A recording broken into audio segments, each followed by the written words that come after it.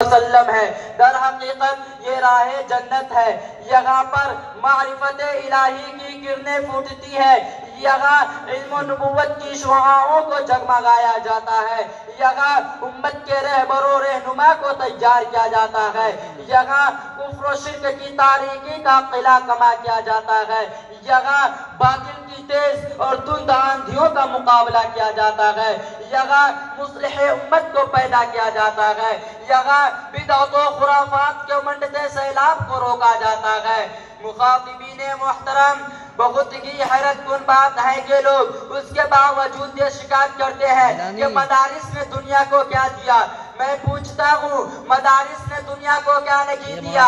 مجھے بتلاؤ کہ دنیا انسانیت کو عبد القادر جیلانی رحمت اللہ علیہ جیسا مصدق کس نے دیا؟ مجھے بتلاؤ کہ دنیا انسانیت کو امام غزالی رحمت اللہ علیہ جیسا معرف کس نے دیا؟ مجھے بتلاؤ کہ ابو حنیفہ رحمت اللہ علیہ جیسا مفکر کس نے دیا؟ مجھے بتلاؤ کہ اشرف علی رحمت اللہ علیہ جیسا مفکر کس نے دیا؟ مجھے بتلاؤ کہ مجدد الفیضانی علی جیسا کس نے دیا؟ مجھے بتلاؤ کہ شیخ الہند جیسا مجاہد کس نے دیا؟ مجھے بتلاؤ کہ انور شاہ کشمیری رحمت اللہ علیہ جیسا محدث کس نے دیا؟ مجھے بتلاؤ کہ حسین احمد مدنی جیسا اولو العزم کس نے دیا؟ مجھے بتلاؤ کہ قاری طیب رحمت اللہ علیہ جیسا مدبر کس نے دیا؟ مجھے بتلاؤ کہ صدیق احمد رحمت اللہ علیہ جیسا مربی کس نے دیا؟ مجھے بتلاؤ کہ شاہ ابرار الحق جیسا مصلح کس نے دیا؟ سامعین کرام، کیا یہ بات ازہر من الشمس نہیں ہے؟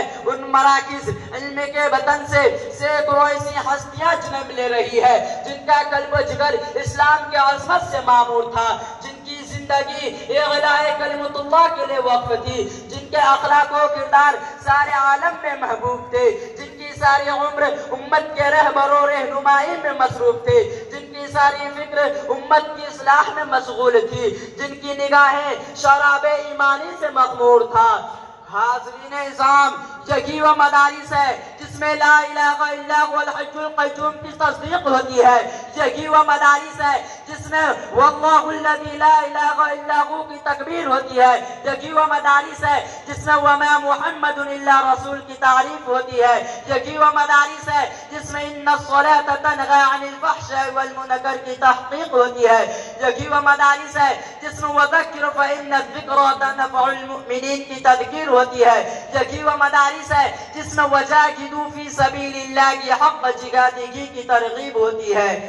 محترم حضرات، آج مغربی تہذیب کی گھنگور گھٹائیں دنیا پہ چھا رہی ہے، آج اسلامی شعائر و خصوصیات کو مٹایا جا رہا ہے، آج دشمنان اسلام کی نگاہیں ہمارے مدارس و مساجد کی جانب اٹھی ہوئی ہے، آج کس طرح ظلم و جور کی آندھیاں لوگوں کو دہشت زدہ کر رہی ہے، آج کس طرح علم دین کی دوری کی وجہ سے قادیان